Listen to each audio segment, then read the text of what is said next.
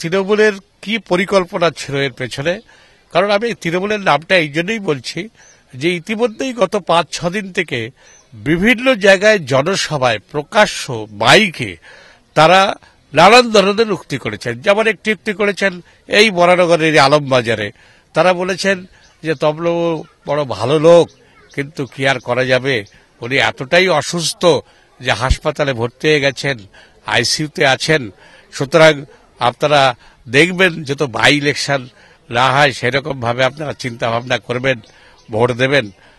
ঠিক এমনি যে ভাষা, ঠিক আবার একইভাবে কোথাও বলেছে যে তিনি ভেন্টিলেশনে আছেন।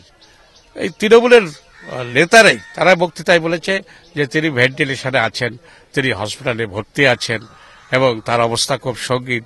আর গতকাল তো ক্লাইম্যাক্স এত উঁচুতে গেল, গতকাল আমাকে বেরিয়ে দিল, আমি মরেই গেলাম।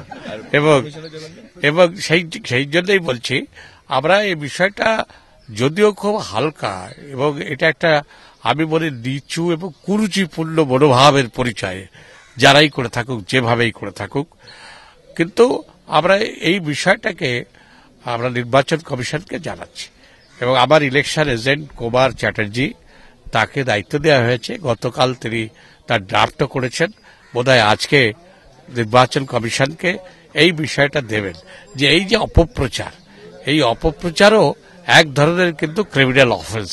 সুতরাং সেই বিষয়টা যাতে দেখে যে এটা কোথার থেকে উৎস,